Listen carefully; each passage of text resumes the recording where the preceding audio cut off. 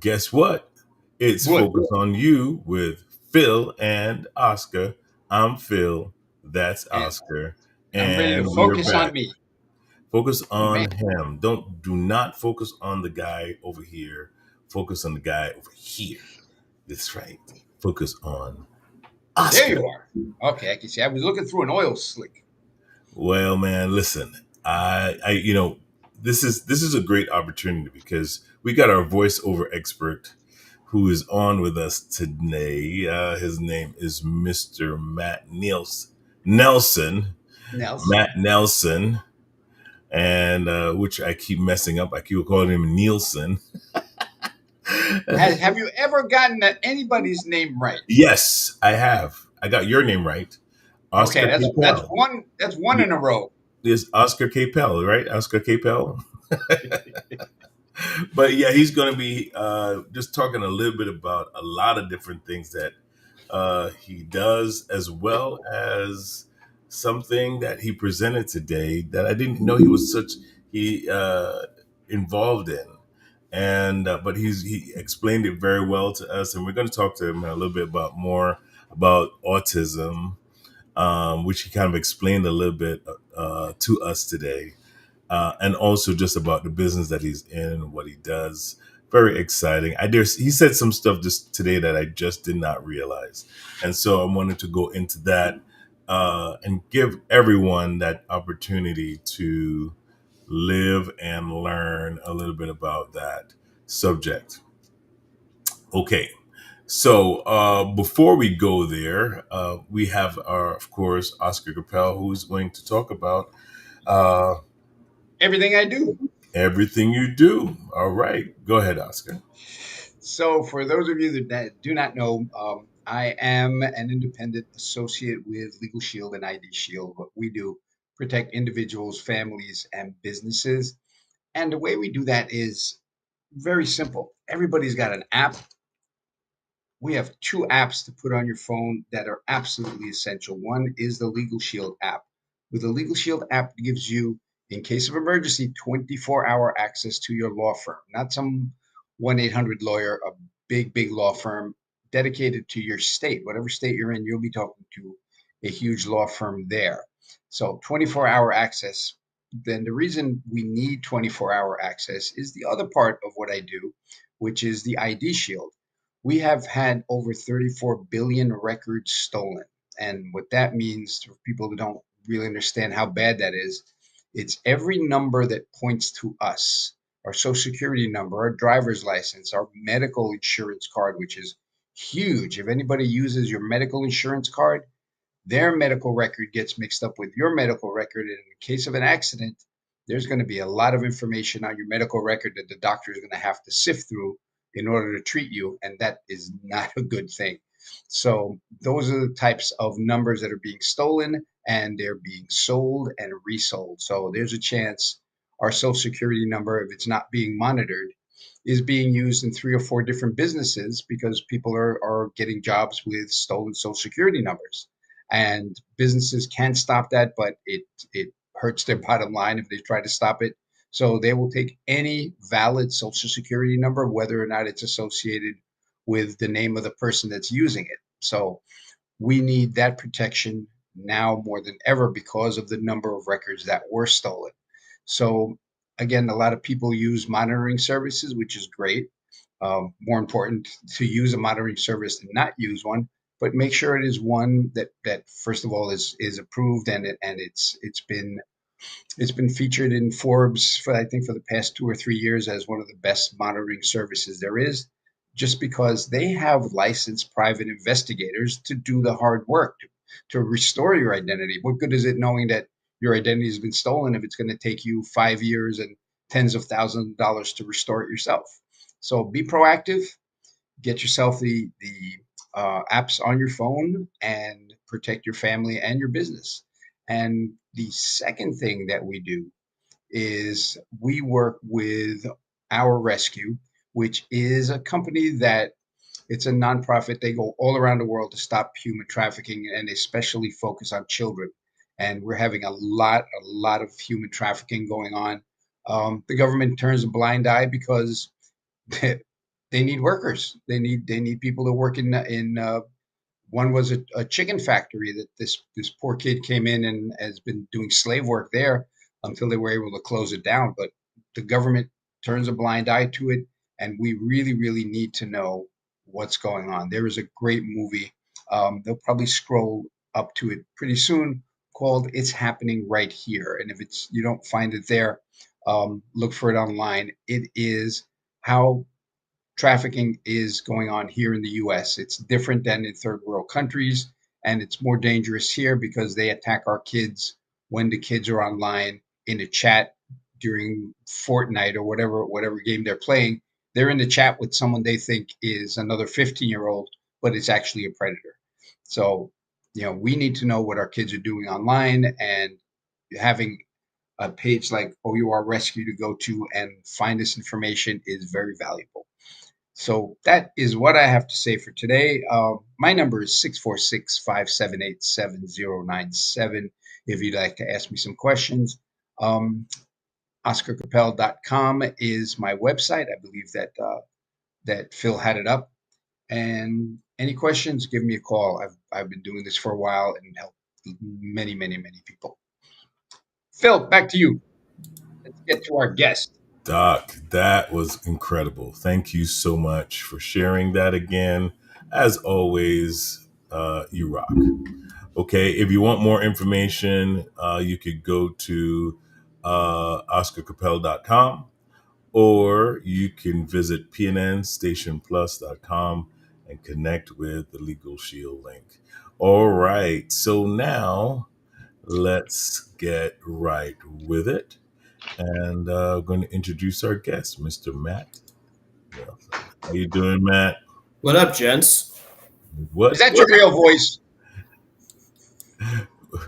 was What that? was you looking That for? your real voice? How you doing, Matt? I'm good, gents. How are you? Good, good, good. Well, first we just want to have you introduce yourself because I know this is the first time on Focus on You. So tell us a little bit about what you do, who you are, and what you do. Sure. Matt Nelson, based out of Central New Jersey. I am a voice actor and live event announcer. I have my own company called Nelson Voices LLC. I am also autistic, diagnosed at the age of 2, and had the opportunity to give a 10-minute presentation earlier this morning about my thoughts on autism, my diagnosis, and basically telling people what they should and should not say to an autistic or neurodivergent person when they're interacting with them for the very first time, especially if that information becomes disclosed from the autistic to the other person. Man, that is what you went over yesterday. I mean, I'm sorry, this morning. Yeah, Yeah, see, I'm all discombobulated. it's not Friday But, yet. but I mean, you talked about so many amazing things. But I want before we go into that, how did you get into doing voiceovers? So I went to college to be a sports broadcaster, and I learned over the years that it just wasn't doing me any good. I had very little support from family. I wasn't noticing any improvement in my skill set and my craft. So, fortunately, one of my colleagues who used to be a sports information director at a Division II school not far from me, he recommended I check out a website that's owned and operated by Mark Frado. For those in the sports industry that know Mark, he is the public address announcer for the Washington Commanders and Wizards, and he has his own production company called Lineker Media. He produces hundreds of sports events throughout the year, college, um, high school, professional sports, mainly up and down the Eastern Seaboard. But he also has his own listserv where he helps those who are in the sports industry pick up work, gigs, full time, part time, freelance, you name it. He will, if he gets an email from any random company or college in my area or down by where he lives in Maryland, he will send it out and it's first come, first serve. So I picked up a gig at St. Peter's University filling in for a women's basketball game. And over time, I realized that it was becoming more of my true calling in the sports industry. And I eventually shifted gears, left broadcasting completely, and just made announcing the only thing I do in the sports world. And it's brought me to places I thought I would never have the opportunity to work. I used to work with the Harlem Globetrotters, and nowadays I'm working with Division One and Division Two schools. I work with a pre-professional soccer club, and yeah, as of earlier, actually, as of last month, the minor league baseball gig is new, so I am back to announcing games year round from January through December. So you're our version of Phil Rizzuto. For anybody born way back when. Wow. Wow. Yeah, I like that, Oscar. That's so we're gonna. That's I think that should be a new name that we kind of put on there. Matt Scooter Nelson is gonna. Matt Scooter Nelson. Yeah, that's not gonna happen, right, Matt? Why don't you just focus on hosting and not like make up your own voice? Hey, we're on with a voiceover expert, so we got. Yeah, we right. gotta That's why we don't do art when I wouldn't call myself on. You know, it's like I wouldn't call myself an expert. I'm still trying to like get my first voiceover gig outside of sports. Technically, I am a voiceover artist because of the work I do in sports and the work I've been doing over the years. But I wouldn't say I'm an expert on it. Like I don't coach anyone. I'm still, figuring things out and figuring out how to actually like find the work, find the gigs, and ultimately make a living out of my voice. so. When you do voiceover for soccer, do you use like the American voiceover or the Latino voiceover? Because the American voiceover sounds like we're watching golf. I mean, it's just and I'm from Argentina, so our announcers, as soon as the guy touches the ball, it sounds like they're ready to score. I mean, if you put like the word Martinez or Ramirez in front of me, I am going to give off like a hint of a Hispanic accent. So I'll say Martinez or Rodriguez or Ramirez. I'm not going to like fully sound American. Like, if you pull it off, great. But what I will say to that is a lot of people. So I work with a soccer client called Real Central New Jersey Soccer. And a lot of people get part of the name of the team wrong. They think it's Real, like Real Madrid. Like in Spain. Yeah. No, that's not part of our branding. That's not how it works. Because the method behind the team name is because people did not believe that Central New Jersey exists. It does. Just ask Phil Murphy because he signed it into law like a year or two ago. So that's what is part of the branding. Granted, they are going through some changes behind the scenes of how we're going to be rebranding ourselves because of our approach into professional expansion. So I don't know if the word real is going to be a part of the new team name down the road, but you never know. That could, and again, using that name, people will go with like Real Madrid, and now there's no such thing as like a bad publicity. So you can get that and use that too. Like, no, we're not. We're real. Look, we're real. We're not real. We are real. We're real. Look, our hashtag is actually be real, and the word real is all in caps. There you go. That's great. So, Matt, big quick question, right? Mm-hmm. Today, you did a really nice presentation on autism. Tell us about your journey with that and give us a little bit of insight as to what it means to be autistic. Yeah, so I was diagnosed at age 2. Um, Actually, I'm literally holding the paperwork in my hand. So my family, they got a referral to have me go for a psychological evaluation to see if there was something a little bit different about me. And long story short, there was. Um, I have something that doesn't exist anymore. It's called pervasive developmental disorder, not otherwise specified, PDD-NOS for short. And it's a subtype of autism, or at least it used to be, that indicates there are certain characteristics of autism that you display, but it doesn't mean you have all of them. Um, so, over 10 years ago, the DSM decided to release their fifth model, indicating that PDD-NOS and Asperger's, which for the record can be offensive and harmful to some degree, um, they basically decided that it's going to fall under the same banner as autism spectrum disorder or ASD. So Right. nowadays, it's something that just doesn't get mentioned. You know, I don't go into detail and info dump the fact that I have PDD-NOS because it simply does not exist anymore. I just say I'm autistic.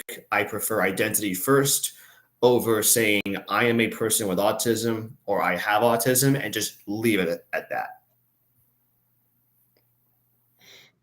So the the spectrum, because again, it's a spectrum. So you're on a spectrum that is I don't know what you say, high functioning, or how do you see the autism develop in your life? How would you know that something you're doing is part of that spectrum? So I'm going to educate you first, Oscar, since you weren't on Yes. the call this morning. Um, I This is prefer why we have this show. It's an educational show. So. exactly. So I prefer not to use functioning labels when describing my autism. I instead like to focus on what types of support needs and accommodations I possess.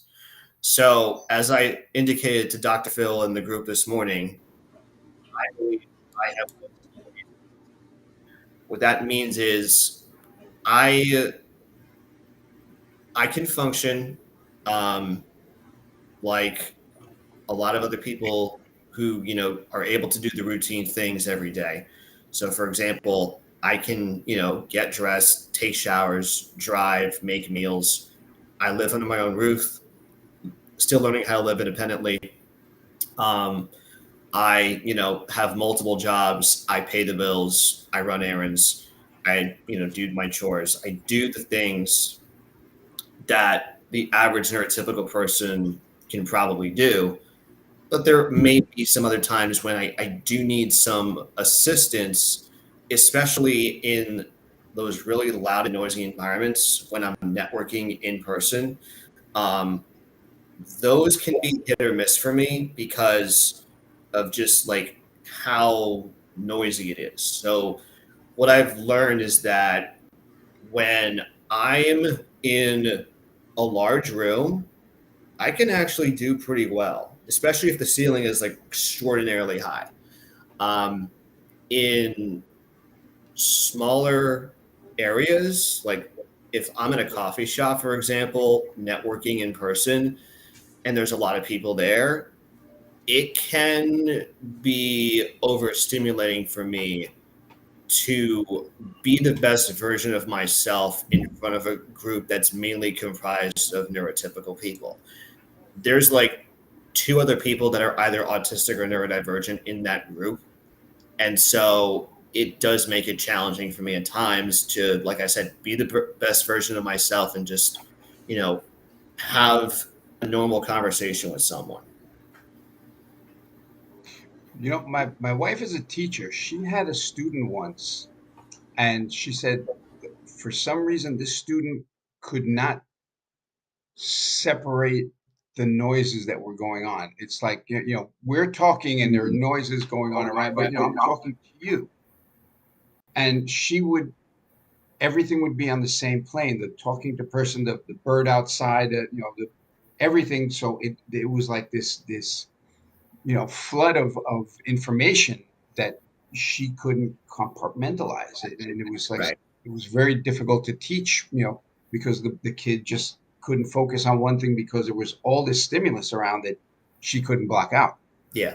Let me ask you this, Oscar. Was she trying to like force that student to fit in with the norm and all the noises going on around? Because a lot of people try to develop a sense of people pleasing with autistic people. And that's something that I have been working on breaking out of, not pleasing others' requests or expectations. And again, I don't know, aside from what you're telling me, I don't know much about like how old the student is and it's in their relationship with the teacher. But um, as long as they're not trying to people please that student, um, the school or teacher should be open to accommodations for that child, especially if they are very sensitive to loud noises and environments. Yeah, it wasn't loud noise. It's just that she couldn't filter out all the other noises that were going on to focus on one thing like the class. Right. So it's like, I'm speaking to you, and I'm aware there's a fan going on, but it's not in my it's I'm not focusing on the fan, but she would not be able to distance herself from that noise over there or this noise over here.